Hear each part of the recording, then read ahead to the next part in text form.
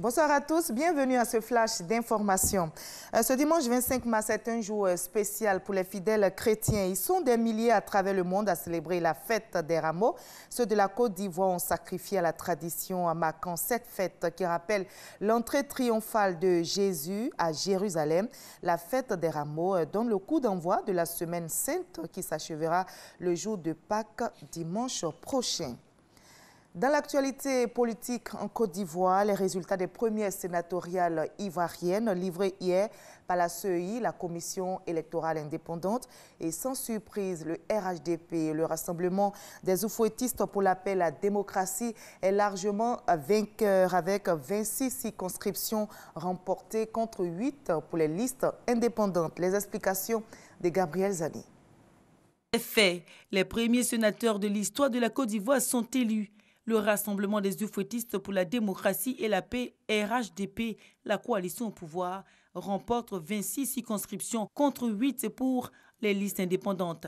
De ce fait, la coalition a obtenu 50 sièges sur les 66 à pourvoir contre 16 pour les listes indépendantes. La victoire du RHDP s'étend de la région du Bafing au Ouagadougou en passant par les régions de la Bagoué, du Bélier, Cavali, de l'Indéné-Djoablan et du district d'Abidjan, pour ne citer que ces circonscriptions. Un succès qui dessine en filigrane la majorité obtenue par l'Alliance des oufouettistes. Et au-delà, cela traduit la force de la coalition sur le terrain politique. Les indépendants ont tout de même réussi à ravir des sièges dans 8 circonscriptions. Ils se sont imposés, entre autres, dans les régions du Lagné-Bitiassa, du Béré, Bunkani, Boklé, Beke, ainsi que dans le district de Yamoussoukro.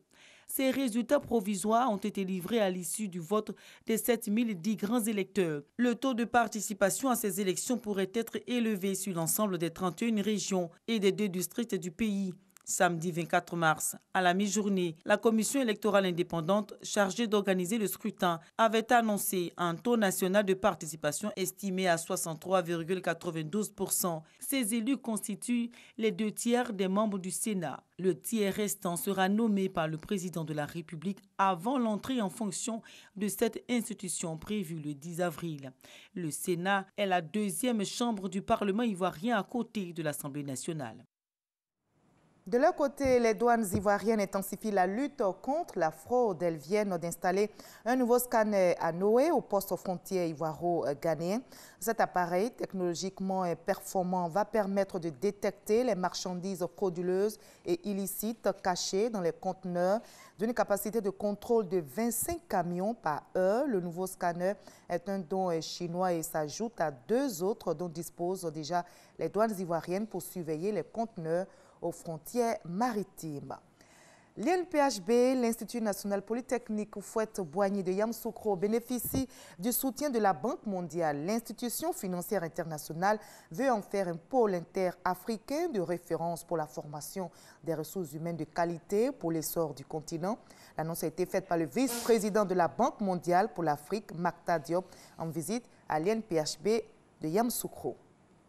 À l'étranger, au moins 4 personnes, dont 2 civils, ont été tuées aujourd'hui par l'explosion d'une voiture piégée conduite par un kamikaze dans le centre de Mogadiscio. Il s'agit du 2e attentat à la voiture piégée dans la capitale somalienne après celui qui a fait 14 morts et plusieurs blessés jeudi dernier devant un hôtel populaire. Les islamistes Shebab, affiliés aux djihadistes d'Al-Qaïda, ont immédiatement revendiqué l'attentat de jeudi et il est fort probable qu'ils soient aussi impliqués dans l'attentat d'aujourd'hui. En bref, au Nigeria, 105 écoliers enlevés le 19 février dernier par le groupe islamiste Boko Haram à Dapchi, dans le nord-est du pays, ont été libérés. Ces jeunes lycéennes ont été libérées cette semaine même et elles ont pu retrouver leurs parents aujourd'hui, dimanche. Après leur libération, elles ont passé 3 jours auprès des autorités à Abuja. Carles Puigdemont, le président catalan déchu, a été arrêté par la police allemande aujourd'hui alors qu'il venait de franchir la frontière en provenance du Danemark. La police allemande le détient en vertu d'un mandat d'arrêt européen lancé par l'Espagne qui lui reproche son rôle dans le référendum d'indépendance de la Catalogne du 1er octobre dernier. Après son arrestation, des milliers de manifestants ont déferlé dans les rues à Barcelone. Fin de ce Flash Info, je vous retrouve avec le même plaisir à 20 h. À tout à l'heure.